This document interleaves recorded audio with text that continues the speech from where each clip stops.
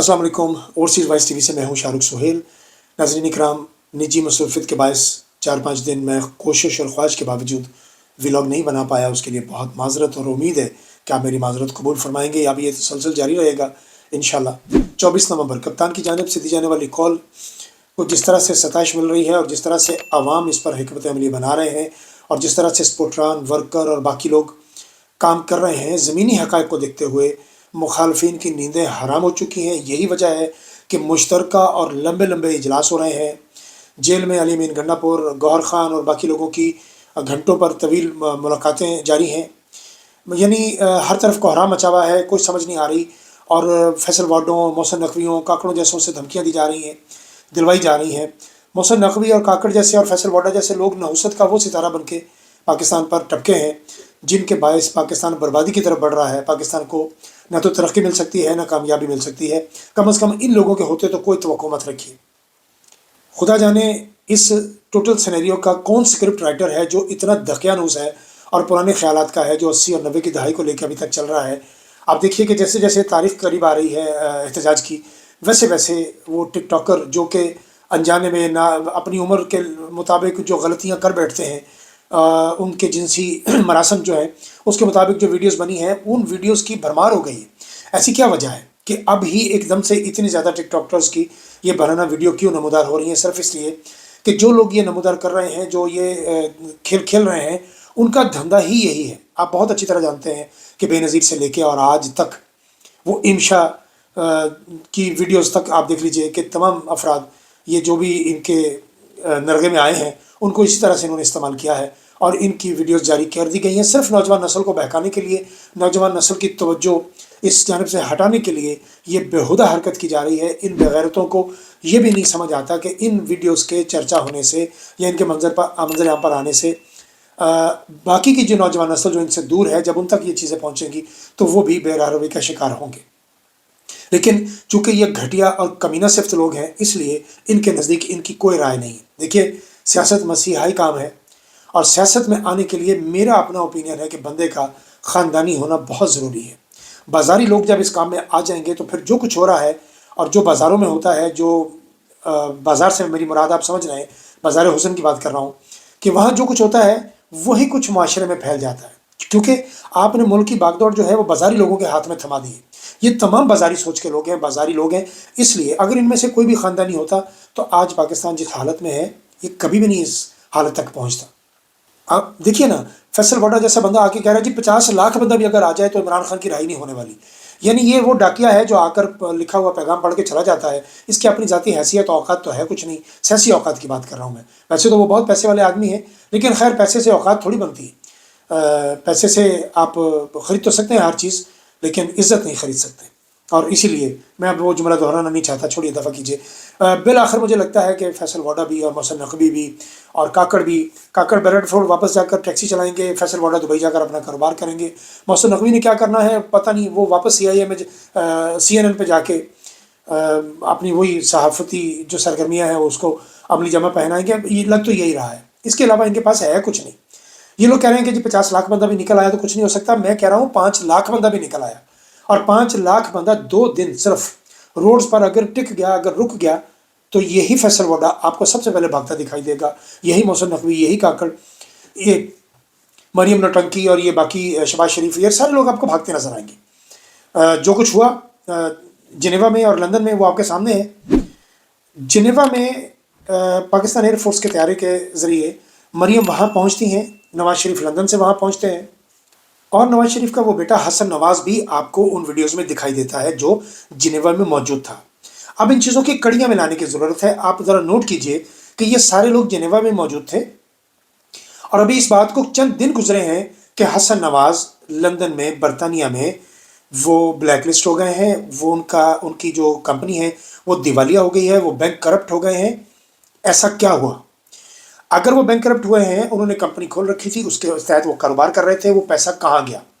मुबैना तौर पर यही वो पैसे की मुंतकली है जिसके लिए ये सारा ख़ानदान जिनेवा में इकट्ठा हुआ था। स्विट्ज़रलैंड की एक बड़ी मिकदार जो है पैसे की, वो इसी चीज़ों पर चलती है। یعنی وہ دنیا بھر سے لوٹا ہوا پیسہ آپ سوئس لے کے چلے جائیں، وہ لوگ بڑی آسانی سے آپ کا اکاؤنٹ کھول دیتے ہیں اور یہ پیسہ آپ وہاں رکھ سکتے ہیں، اور وہ اس کے کوائف بھی نہیں دیتے کسی ملک کو۔ یعنی اندازہ کیجئے، یہ وہ ملک ہے جو ریڈ کراس کا مالک ہے، جو دنیا میں انسانیت کے لیے کام کرتا ہے، انسانیت کا اخلاقیات کا پرچار کرتا ہے، لیکن اصل میں ان کا اصل چہرہ جو ہے وہ دیکھیے وہ کیا ہے، لوٹا ہوا مال اپنے ملک میں رکھنا اور پھر دنیا کے امیر ترین ممالک میں خود کو شامل کرنا۔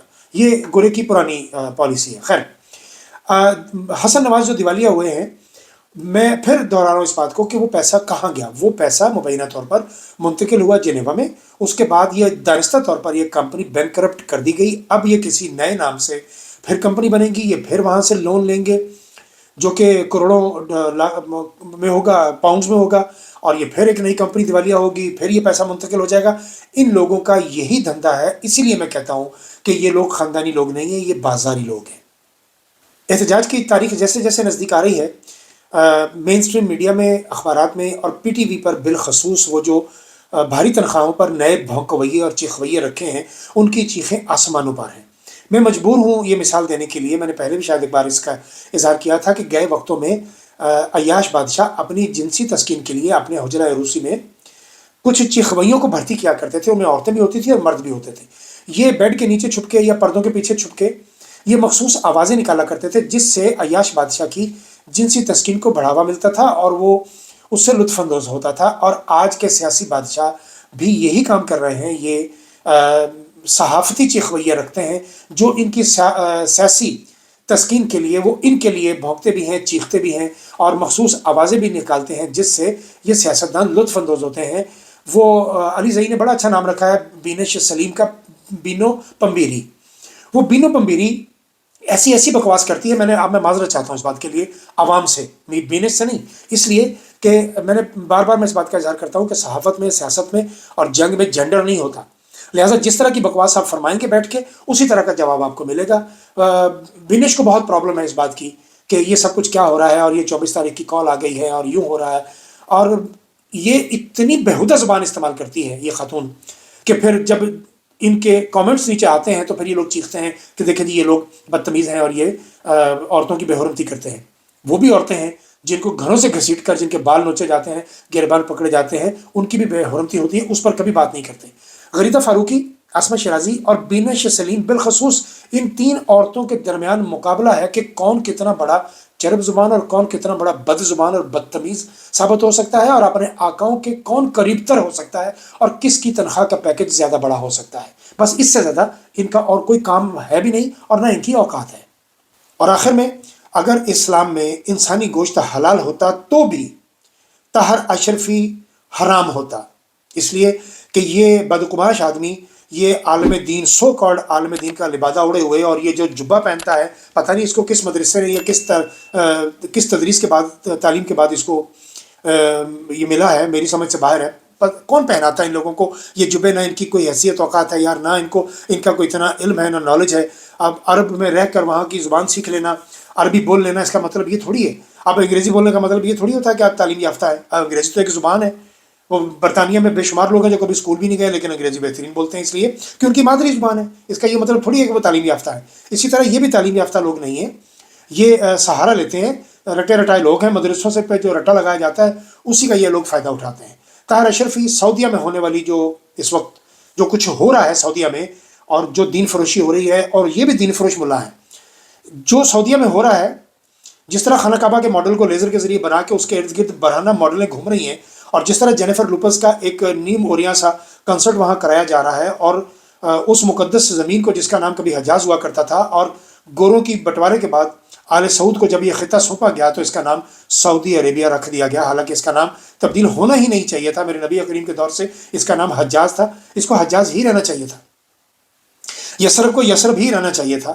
تو کیا خوبصورت نام تھے، لیکن آپ دیکھیے کہ یہ کتنے بدبخت لوگ ہیں۔ اور یہ طاہر اشرفی سعودیہ کے اس بدکماشی پر مبنی اور اس میں کیا کہوں، اس خرافات پر، یہ ان کے حق میں بیان دینا شروع کر دیا اس نے۔ یعنی طاہر اشرفی ان کے حق میں کھڑا ہو گیا ہے کہ سعودیہ جو کر رہا ہے ٹھیک کر رہا ہے۔ روشن خیالی کا مطلب بے حیائی نہیں ہوتا۔ روشن خیالی میں ایک اور، میں کسی صاحب کا کلپ دیکھ رہا تھا، پتہ نہیں وہ صاحب بھی کو بازاری آدمی لگتے تھے، کہنے لگے کہ جی اگر سعودیہ روشن خیالی میں آگے بڑھ رہا ہے تو کسی کو اس بات کی کیا تکلیف ہے۔ سعودیہ کا حق ہے کہ وہ آگے بڑھے اس سرزمین پر جہاں انسان نظر جھکا کے جاتا ہے، اور کوشش ہونی چاہیے کہ ننگے پاؤں جایا جائے، وہاں پر یہ لوگ اب برہنہ عورتوں کو نچا کر یہ سمجھیں گے کہ ان کی تعظیم بھی کی جائے، ان کی عزت بھی کی جائے اور ان کو آقا بھی مانا جائے، تو یہ تو ممکن نہیں ہے۔ طاہر اشرفی وہ آدمی ہے کہ جس کا اگر خون کا سیمپل لیا جائے تو میرا خیال ہے مبینہ طور پر 85% اس میں الکوہول کی مقدار نکلے گی۔ یہ کچھ لوگ ان کو استعمال کرتے ہیں اور کچھ لوگوں کو یہ استعمال کرتا ہے، اور یہی اس کا دھندا ہے۔ طاہر اشرفی جیسے لوگ اور وہ نعیمی جیسے لوگ جس نے فتویٰ دیا ہے پچھلے دنوں غیر شرعی ہونے کا، اس کا VPN کا، اور ابھی تک تمام لوگ VPN چلا رہے ہیں پاکستان میں، خود نواز شریف چلا رہے ہیں، مریم چلا رہی ہیں، اور شہباز شریف چلا رہے ہیں، محسن نقوی، فیصل واڈا، یہ تمام لوگ سٹل ابھی تک VPN کے ذریعے اپنا ٹویٹر چلا رہے ہیں۔ اور اس کا مطلب یہ ہوا یہ سب لوگ حرام کاری کر رہے ہیں، ان سب کا ٹویٹر حرام ہے۔ مریم نوٹنکی بھی حرام کاری کر رہی ہے، شہباز شریف بھی حرام کاری کر رہا ہے، لہٰذا جتنے لوگ یہ استعمال کر رہے ہیں سب حرام کاری کر رہے ہیں۔ تو پھر اعتراض کس بات پر ہے؟ اعتراض اس بات پر ہے کہ اس عوام کو شعور، یہ آگاہی کیوں آ گئی؟ یہ لوگ اتنی آگاہی کیوں رکھنے لگے؟ کپتان نے ان کو جو شعور دیا ہے وہی ان کے لیے وبال جان بن گیا ہے۔ اس لیے کبھی مذہب کا سہارا اور کبھی سیاست کا سہارا، کبھی صحافت کا سہارا، یہ بدقماش لوگوں سے جب تک آپ لوگ جان نہیں چھڑائیں گے آپ اسی طرح سسک کر جئیں گے۔ 24 نومبر فائنل کال ہے، آپ کو باہر نکلنا ہے۔ جتنی زیادہ تعداد میں آپ باہر نکلیں گے اتنے چند گھنٹوں میں آپ اپنی منزل پا لیں گے۔ ابھی تک کے لیے اتنا ہی، باقی باتیں اگلے ولاگ۔